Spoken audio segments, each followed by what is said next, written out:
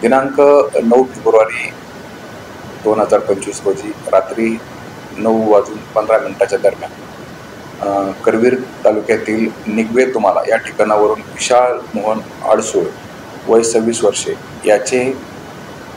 यास रस्ता दाखवण्याच्या बहाण्याने एका अर्टिगा गाडीतून 3 युवकांनी त्यास सोबत घेतले व तो त्यानंतर कुठेही दिसून आला नाही। त्यामुळे त्याबाबत करवीर पोलीस ठाणे येथे त्याचे वडील यांनी फिर्याद दिल्याने गुन्हा दाखल करण्यात आलेला होता। सदरची बाब अत्यंत गंभीर स्वरूपाची असल्याने कोल्हापूर जिल्ह्याचे पोलीस अधीक्षक श्री महेंद्र पंडित साहेब यांनी तात्काळ स्थानिक गुन्हे शाखा व करवीर पोलीस ठाणे यांना तात्काळ विविध पथके तयार करून वेगवेगळ्या ठिकाणी त्याचा शोध घेण्याबाबत आदेशित केले होते।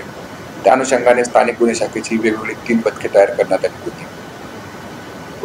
सदरची गाडी कोणत्या ठिकाणावर आली तसेच कोणत्या ठिकाणी गेली याचा माग काढण्यात आला। तसेच आजूबाजूच्या ठिकाणी देखील त्याचा शोध घेण्यात आला, परंतु पथकाशी यश मिळत नव्हते।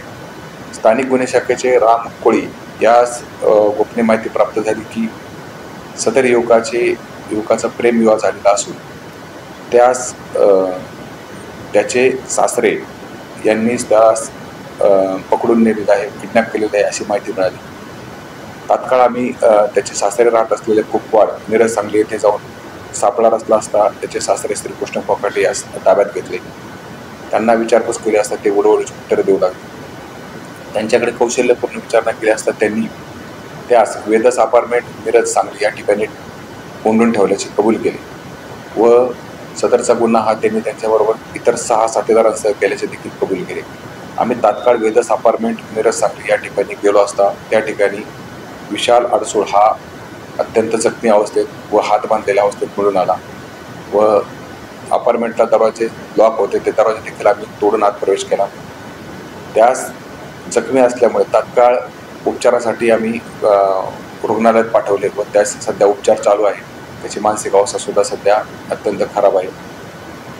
तर त्याचे सासरे श्रीकृष्ण कोकाटे यांना ताब्यात घेतल्यानंतर इतर साथीदार त्याचे इतर 2 साथीदार धीरज पाटील व राजेंद्र कट्टीमणी यांना देखील सदर गुन्ह्यामध्ये ताब्यात घेण्यात आलेले आहे। उर्वरित 4 साथीदार यांचा शोध चालू आहे व त्यांना देखील तात्काळ आम्ही ताब्यात घेत आहोत।